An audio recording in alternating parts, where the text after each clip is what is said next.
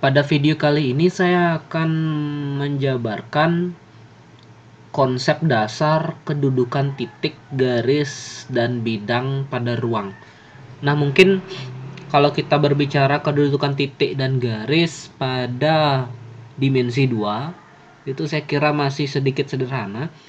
Tetapi sekarang kita berbicara pada ruang. Ada beberapa hal yang menjadi perbedaan mendasar secara konseptual antara titik, garis, dan bidang pada ruang dibandingkan titik dan garis pada dimensi 2.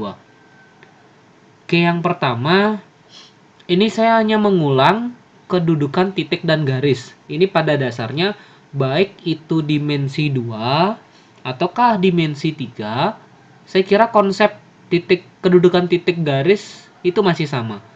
Yang sebelah kiri, ya yang ini ya, yang ini itu berarti titik di luar garis. Yang ini titik pada garis. Yang satu hal yang harus kalian pahami adalah yang namanya garis, misalkan saya ambil garis G.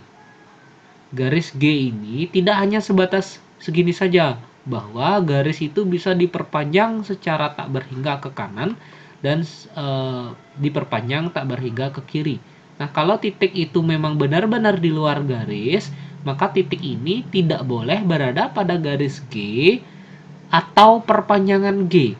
Misalkan titik A itu saya ambil di sini, di kursor ini ya. Habis itu ternyata garis G ini saya perpanjang. Oh, ternyata kena A-nya. Maka itu tetap dikatakan bahwa titik itu berada pada garis G. Maka konsepnya, kalau dia dikatakan di luar garis, maka titik A itu tidak boleh berada pada garis G atau ruas garis G atau perpanjangannya, baik itu perpanjangan ke kiri atau ke kanan. Itu konsep dasarnya. Yang kedua, titik pada garis. Ini saya kira nggak perlu saya jelaskan lagi, bahwa titik A berada pada garis G itu, maka dia pasti secara bahasa sederhana saya katakan G itu melalui A, atau A itu berada pada G. Itu konsepnya masih sama seperti di dimensi 2. Nah, sebelum lanjut kita berbicara dimensi 3, saya berikan dulu konsep tentang bidang. Bahwa bidang itu secara aksioma pembentukan bidang itu ada 3.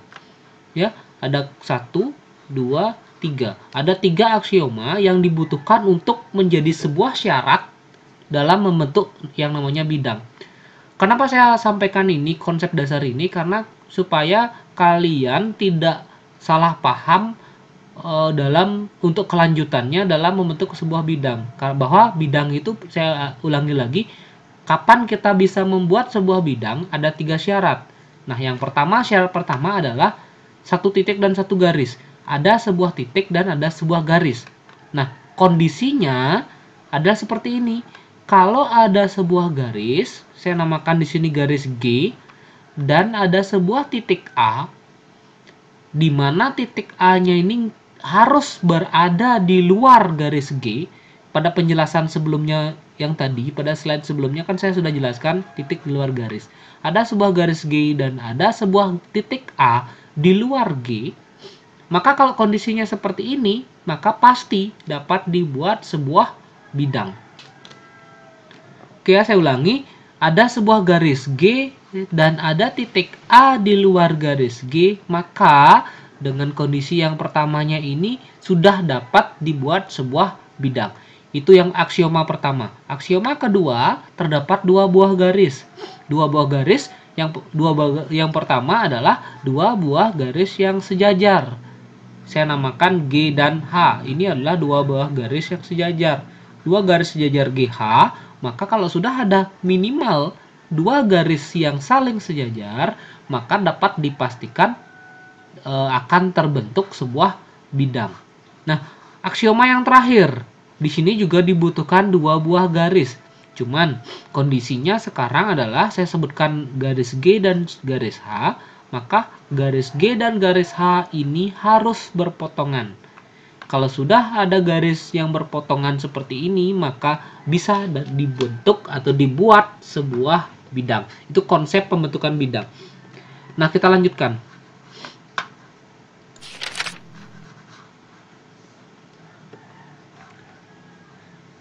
Selanjutnya adalah kedudukan titik dengan bidang. Nah, kalau kita berbicara dimensi 3, jelas koordinatnya atau sumbunya itu ada sumbu X, sumbu Y, dan sumbu Z. Kanan kiri, depan belakang, atas bawah. Itu dimensi 3. Nah, kalau sudah dimensi 3, maka ada sebuah kondisi bahwa titik itu berada di luar bidang. Kalau ada namanya bidang ini, ada titik A, maka titik di luar bidang itu kan seperti ini. Nanti kalau kalian kepengen ilustrasi, kalian ambil sebuah kertas dan ambil sebuah kertas, lalu di atas kertas itu kalian letakkan telunjuk kalian dengan tidak menyentuh kertas. Maka bidangnya adalah kertas itu, maka titiknya adalah ujung telunjuk kalian. Jadi ini nggak berada di bidang ini, tidak ada di bidang ini dan perpanjangannya seperti itu. Kalau dia berada pada bidang, ya jelas bahwa titik A itu dilalui oleh bidang. Ini saya kira sederhana. Nah, kedudukan garis dengan bidang. Kalau kedudukan garis dengan bidang ada dua. Yang pertama, garis sejajar bidang. Yang kedua, garis menembus atau memotong bidang. Nah, kalau garis sejajar bidang seperti ini, maka garis ini akan sejajar dengan garis yang ada pada bidang ini. Jadi ada dua kondisi. Kalau ada sebuah bidang dan ada sebuah garis yang sejajar dengan bidang, maka garis ini akan selalu sejajar atau bersilangan dengan semua garis yang ada pada bidang ini. Saya ulangi, kalau ada bidang dan ada garis yang sejajar dengan bidang ini, maka garis ini akan selalu sejajar atau bersilangan dengan semua garis yang ada pada bidang ini. Jadi ada dua kemungkinan, garis ini bisa sejajar dengan garis yang ada pada bidang, atau garis ini bersilangan dengan garis yang ada pada bidang. Kalau berpotongan udah nggak mungkin. Oke, yang kedua, garis menembus atau memotong bidang. Kalau yang namanya memotong itu selalu ada titik potong, ada bidang ini dan ada garis H, maka titik potongnya saya namakan titik A besar. Nah, kapan kita katakan garis itu menembus bidang? Pada saat garis H ini memotong salah satu garis yang ada pada bidang ini. Nah, ini bidang itu kan ada sangat banyak garis.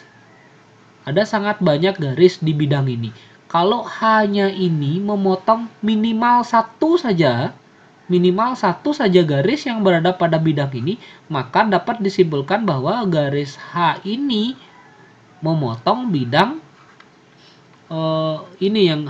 bidang ini. Kalau sudah minimal memotong satu garis dari bidang, maka hanya ini disimpulkan bahwa itu akan memotong bidang ini. Nah, ini yang terakhir mungkin yang sedikit membedakan antara dimensi 2 dan dimensi 3.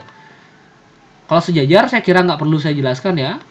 Berpotongan juga tidak. Kalau sejajar ya jelas tidak ada titik potong. Yang kedua, kalau berpotongan ya jelas ada satu titik potong.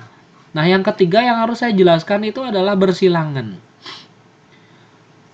Kalau kita berbicara bersilangan pada dimensi 3, yang paling gampang kita pakai ilustrasi itu adalah sebuah kubus atau mungkin balok ya, kubus. Nah, yang saya ambil contoh adalah garis AB dan garis FG. Garis AB dan garis FG itu sejajar? Tidak. AB dan FG itu tidak sejajar. Apakah berpotongan? Tidak juga. Syarat berpotongan selalu ada titik potong. Bahwa AB dan FG atau GF ini nggak ada titik potong, artinya apa? Kalau pada dimensi 3, sebuah garis dan garis lain atau sepasang garis, dua buah garis, dikatakan bersilangan bila dia tidak berpotongan dan juga tidak sejajar. Oke, saya ulangi. garis bersilangan pada dimensi 3, syaratnya adalah kedua garis itu tidak berpotongan, sekaligus juga tidak sejajar. Jadi agak sedikit berbeda dengan dimensi 2. Kalau dimensi 2, garis yang tidak sejajar pasti berpotongan. Tetapi kalau pada dimensi 3, garis yang tidak sejajar bisa jadi berpotongan, bisa jadi bersilangan. Oke, itu untuk kedudukan titik, garis, dan bidang pada ruang. Itu saya kira masih konsep dasar, tetapi ini cukup penting untuk kalian bisa melangkah ke konsep selanjutnya. Karena kenapa? Karena kalau konsep dasar ini tidak dipahami, nanti untuk langkah selanjutnya saya kira agak kerepotan. Oke, terima kasih. Pada video selanjutnya saya akan membahas tentang jarak titik ke bidang, jarak garis ke bidang. Oke, itu akan saya bahas pada video selanjutnya. Terima kasih.